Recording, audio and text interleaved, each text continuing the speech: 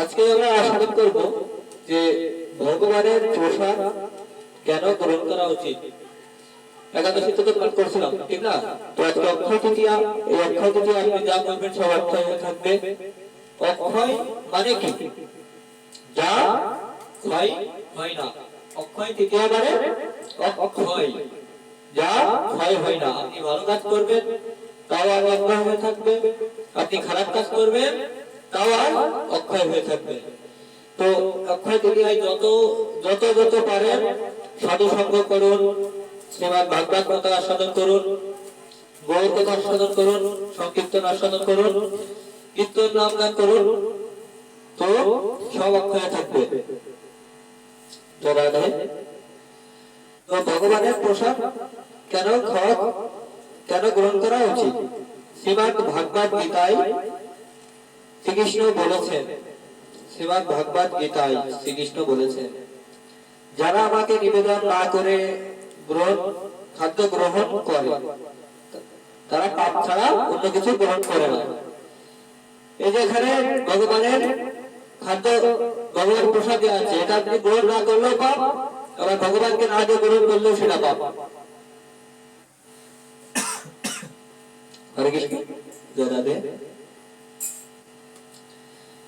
আর যারা ভগবানকে নিবেদিত খাদ্য অতবিষ্ট গ্রহণ করেন তারা সকল পাপ থেকে প্রক্রিয়া হতে মুক্ত পায়। ভগবানের নিবেদন করা খাদ্য অর্থাৎ প্রসাদ আপনি গ্রহণ করবেন, আপনার দেহের ভিতরে সব পাপ দূরীভূত হয়ে যাবে, এবং যতটুকু পাপ আপনি আপনার হয়েছে সব নষ্ট হয়ে যাবে। তো তাই যিনি আমাদের সবকিছু দিয়েছেন তাকে প্রথম খাদ্য নিবেদন করা উচিত। আমাদের যিনি দিয়েছেন, আমাদেরকে দিয়েছেন ভগবান, ভগবান স্বয়ং তো আমাদের দিয়েছেন।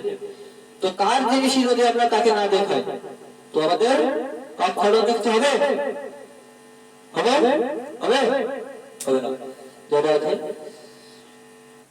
তো এটা পরীক্ষিত প্রমাণ বা পরীক্ষিত সত্য যে ভগবানের উদ্দেশ্যে নিবেদিত খাদ্য অর্থাৎ প্রসাদের বিশেষ ধরনের স্বাদ হয়।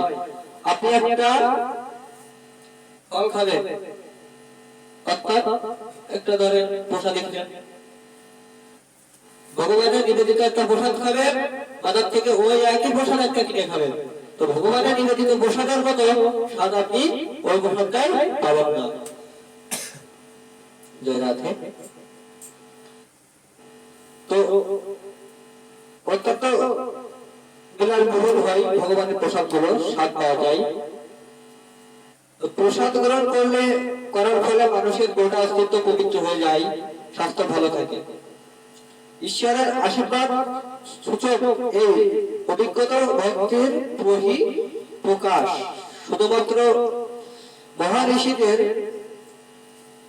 মুক্তাবিষের ভক্ষণ করে এক চাকরিবর পুত্র নারদ মুনি হয়েছিলেন, প্রজন্মে নারদ মুনি হয়েছিলেন।